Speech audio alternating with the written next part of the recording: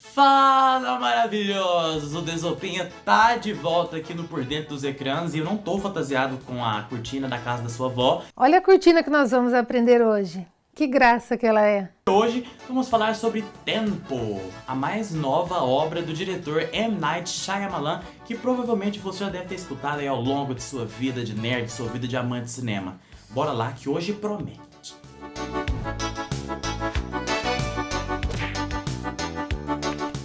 Bom, pessoal, o Tempo estreou na última semana aqui nos cinemas nacionais e já vem sendo rasgação de seda e elogio por parte da crítica especializada e também pelas poucas pessoas aí que têm o privilégio de ter os cinemas abertos em suas cidades que puderam prestigiar essa obra. Isso porque a crítica tem apontado o Tempo como a melhor obra de M. Night Shyamalan desde Corpo Fechado, seu grande clássico lá dos anos 2000, do comecinho dos anos 2000.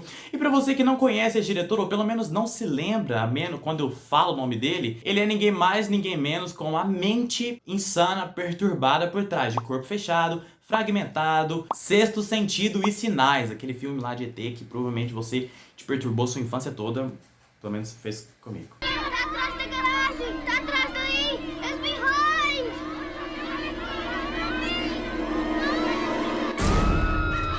E Tempo é baseado numa HQ francesa chamada Castelo de Areia e reza a lenda que o M. Night Shyamalan tava lá de boinha no Dia dos Pais quando um dos seus filhos presenteou seu querido pai com essa HQ. Imagina um filho tão perturbado ao ponto de dar uma HQ de terror francesa pro pai. Mas enfim, o cara leu a HQ, devorou ela em poucos dias, ele ficou tão fascinado que logo ele fez a questão de comprar os direitos da obra para transformar isso numa de suas obras o mais rápido possível, e foi isso que ele fez. Como eu disse pra vocês, a crítica tem falado que Tempo é o seu melhor filme desde O Corpo Fechado, mas vou falar um pouquinho mais sobre o filme, bora lá. Bom, a HQ, ela nos conta a história de 13 pessoas que ficam presas numa praia onde o tempo passa de forma diferente do resto do mundo. Já no filme adaptado do M. Night Shyamalan, conta a história dessa família liderada pelo brilhante, o belíssimo, o gostosíssimo e premiadíssimo ator Gael Garcia Bernal, onde ele e sua família vão passar ali as férias numa praia. E se eles pensavam que ia ser só uma férias, tropical, usando camisas de qualidade de gosto duvidoso, não! Eles são presos nessa praia onde, de fato, assim como nas HQs, o tempo passa de forma diferente e eles começam a viver o maior horror de suas vidas. Aqui, a gente tem que elogiar muito a atuação tanto do Gael Garcia Bernal como a sua co-partner, Vicky Krieps, que provavelmente você deve conhecer ela de Trama Fantasma, o filme indicado ao Oscar. Ela não fez nada mais muito grande assim, além deste filme. Enquanto o horror e o terror, eles não são muito lembrados nas premiações, principalmente nas categorias de atuação, aqui vai me desculpar aí as premiações futuras, mas eles serão obrigados a indicar esses dois pelo menos. A atuação deles tão assustadora. Como eu disse pra vocês, o tempo passa é um pouco diferente do resto do mundo. Isso aqui não é spoiler não, viu, filho? Então, principalmente o Gael Garcia Bernal, ele consegue fazer uma atuação tão desesperadora quanto plástica. Porque aqui o terror também ele não tá só na maquiagem, na câmera feroz do M. Night Shyamalan, que a gente vai falar um pouquinho mais pra frente, tá também na transição da atuação dele brilhante entre um terror mais psicológico e onde uma atuação mais simplista e mais tensa, psicologicamente falando, tem que dar um ritmo pro que virá a ser dedo e gritaria. Será que o YouTube barra a gente se eu falar isso? Mas é palavrão não. Tá, como eu disse, uma das coisas que a gente tem que elogiar muito nesse filme é que a direção do M. Night Shyamalan nunca esteve tão precisa. Um problema que eu acho muito, pelo menos nos últimos filmes dele, Vidro, né, onde ele teve muito problema, porque M. Night Shyamalan, altos e baixos, e até o final desse vídeo, se eu falar M. Night Shyamalan umas 10 vezes, vai contando aqui. E se der mais de 10, eu vou virar um shot.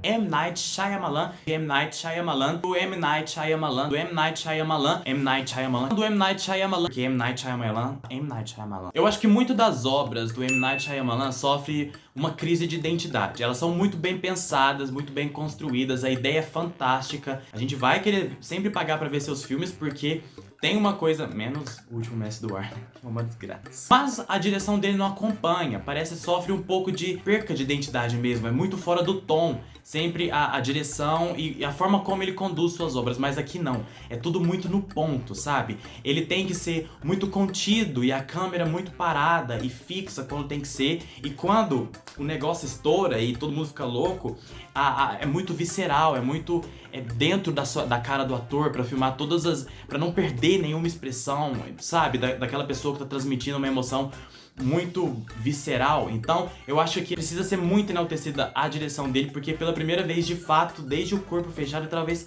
Fragmentado, a gente não vê uma direção do Shyamalan tão no ponto assim sobre o restante do filme, sobre o roteiro. Eu acho que o filme ele demora um pouco. Eu tenho um certo problema com o início dele. Eu acho que ele demora um pouco pra engrenar, pra pisar ali, mas eu já soube que isso é uma característica das HQs, que elas começam de uma forma muito introdutória, muito arrastada, e eu acho que ele se pegou muito nisso. Eu acho que quando a gente adapta uma obra pro cinema, especialmente nos primeiros momentos, a gente tem que ganhar um público ali. E se não fosse o nome dele lá assinando, muitas pessoas iriam desistir. Mas quando ali, no desenvolvimento pro fim, a gente pega toda a história e começa a acompanhar, aí, meu filho, perna pra quem tem. De fato, Vidro é um dos filmes mais assustadores, assim, que eu vi nos últimos anos. Eu que sou um fãzaço de terror. Segue muito a linha de O Farol, Hereditário, esses terrores mais psicológicos que volta e meia usam referências de um terror mais plástico e mais assustador mesmo, pra dar o tom que o cinema precisa, né? Que pelo menos um filme comercial precisa. E quando a gente fala de Shyamalan, é isso que a gente espera. Pra você que não sabe, tempo é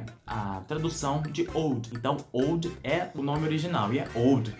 Eu fazer essa piada escrota aqui. Quis ressaltar aqui o nome em inglês, né, que old significa velho, pra finalizar meu vídeo falando sobre o argumento. O grande argumento, tanto da HQ quanto do filme, isso é muito bem trabalhado pelo M. Night, e você precisa prestar atenção nos detalhes para captar isso, é que é uma grande metáfora sobre envelhecimento, que eu achei muito curioso, que é muito discutido nos bastidores de Hollywood, mas quando a gente leva para as frentes das câmeras, assim, temos muitos filmes que falam sobre a velhice, né, que tratam velhice, as consequências dela, do ponto de vista de quem tá lidando com a velhice, mas uma crítica aos críticos do envelhecimento, deu pra pegar? Porque é um problema em Hollywood, principalmente. Nunca tinha percebido nenhuma obra com essa temática, e aqui o M. Night Shyamalan faz muito bem sobre isso. Então, além de combinar todas essas adaptações do HQ com uma direção muito visceral, ele escolheu o elenco muito maravilhoso, assim. E além de tudo isso, a gente tem esse argumento que, se você não prestar atenção, se você não pegar nas entrelinhas do filme, ele passa muito batido, assim, mas é muito interessante. Então,